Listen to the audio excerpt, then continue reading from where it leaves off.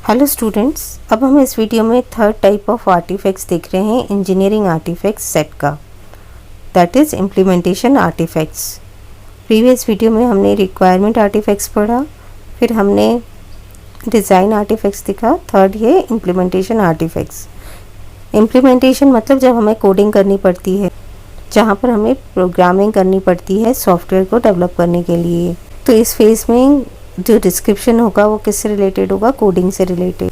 The implementation artifact set includes source code that is useful to develop the working components and any executables required to test these components. तो यहाँ पर implementation artefact sets में जो source code होगा, यानी कि जो programme उसके वर्किंग कंपोनेंट्स को डेवलप करने के लिए उनकी इंफॉर्मेशन रहेगी, और उन कंपोनेंट्स को टेस्ट करने के लिए जो कोडिंग लिखनी पड़ेगी वो सभी उन सभी का डिस्क्रिप्शन इस इम्प्लीमेंटेशन आर्टिफैक्ट्स में रखा जाता है। The executables are primary parts of the end system which may custom components, application programming interface, reusable और legacy components of programming languages।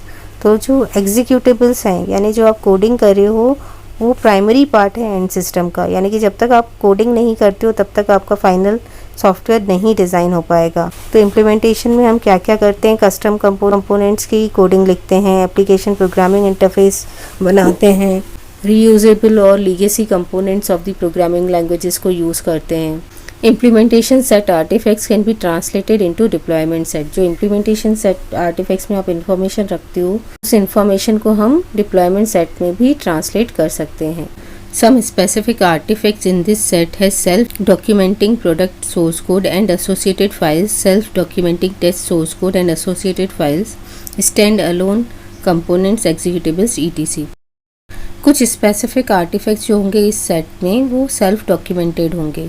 जैसे अगर आप अपने सॉफ्टवेयर प्रोडक्ट में पहले से बने हुए कंपोनेंट्स यूज़ कर रहे हैं, तो उन कंपोनेंट्स का सोर्स कोड के एसोसिएटेड फाइल्स, उनके टेस्ट सोर्स कोड और उनकी एसोसिएटेड फाइल्स, सभी का सेल्फ डॉक्यूमेंटेड सोर्स कोड भी इसमें इंक्लूडेड होगा। यानी जो पहले से बने हुए कंपोनेंट्स हैं उनकी कोडिंग हमें खुद नहीं करनी पड़ेगी, उनसे रिलेटेड जो डॉक्यूमेंटेशन होगा वो पहले से ही हमारे पास अवेलेबल होगा, जहाँ से हमने उस कंपोनेंट को परचेज़ किया होगा, जिस कंपनी से।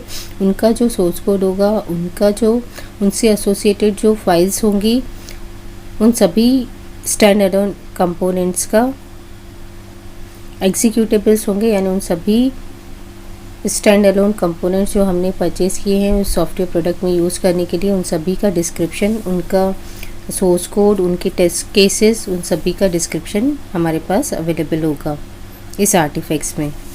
Generally implementation artifact set are in human readable format that are evaluated, assessed and measured through the following. जो इम्प्लीमेंटेशन आर्टिफैक्ट सेट होता है उसमें ह्यूमन रीडेबल फॉर्मेट्स होते हैं, यानी जो कोड लिखा हुआ होता है वो ह्यूमन रीडेबल फॉर्मेट में होता है, जिसको हम इवेल्युएट, असेस्ड और मेजर कर सकते हैं इन फॉलोइंग पॉइंट से।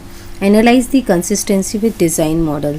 जो डिज़ाइन मॉडल्स हमने डिज़ाइन किए हैं डिज़ाइन आर्टिफैक्ट्स में, उनके साथ इस इम्प्लीमेंटेशन कोड को हमें एनालाइज करना पड़ेगा कि हम जिस टाइप से डिज़ाइन आर्टिफैक्ट्स में डिज़ाइन मॉडल्स डिज़ाइन किए गए थे, हमने उसी के अकॉर्डिंग इम्प्लीमेंटेशन आर्टिफैक्ट्स में कोडिंग की है कि नहीं की है।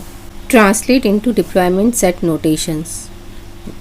जो हमने यहाँ पर इम्प्लीमेंटेशन सेट में कोडिंग लिखी है, ह्यूमन रीडेबल सोर्स कोड लिखा है, उसको ट्रांसलेट करना पड़ेगा डिप्लॉयमेंट सेट की नोटेशंस में।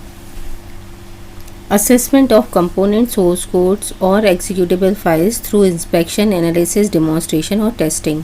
जो हमने कंपोनेंट सोर्स कोड बनाए या जो एग्जीक्यूटेबल फाइल्स बनाई हैं, उनको इंस्पेक्शन करना पड़ेगा, इंस्पेक्ट करना पड़ेगा कि भी मॉड्यूल सही से वर्क कर रहे हैं कि नहीं, उनको एनालाइज करना पड़ेगा, उनको डेमोन्स्ट्रेट करके देखना पड़ेगा, उनकी टेस्टिंग करनी पड़ेगी कि वो सही तरह से वर्क कर रहे हैं कि नहीं कर रहे हैं। Execute stand alone components and compare the results with actual results.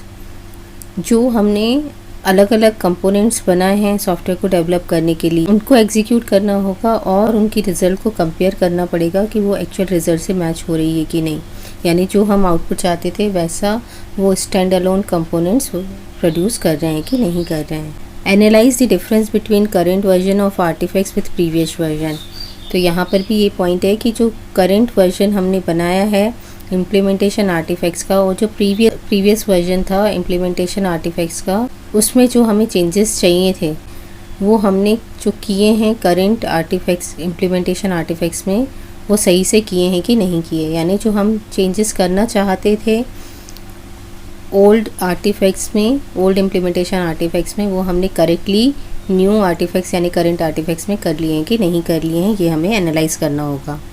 Individual review of other dimensions of quality, quality से रिलेटेड जो अदर डायमेंशंस हैं, अदर रिक्वायरमेंट्स हैं क्वालिटी को एनालाइज करने के लिए, उन सभी का इंडिविजुअली रिव्यू भी हमें करना पड़ता है। यहाँ पर tools use, debuggers, compilers, code analysers, test management tools. तो इस इम्प्लीमेंटेशन आर्टिफैक्ट्स में जो टूल्स यूज़ होते हैं वो होते हैं डिबगर्स, ये चेक करने के लिए जो कोडिंग की गई है वो सही की गई है कि नहीं। कंपाइलर्स, जिसके थ्रू सोर्स कोड जो है वो एग्जीक्यूटेबल फाइल्स में ट्रांसलेट हो सके। कोड एनालाइजर्स, जो हमने कोड किया है वो सही किया है कि नहीं। टेस्ट मैनेजमेंट टूल्स, ये चेक करने के लिए, उसकी टेस्टिंग करने के लिए कि जो वर्क परफॉर्म हो रहा है वो सही से हो रहा है कि नहीं हो रहा है।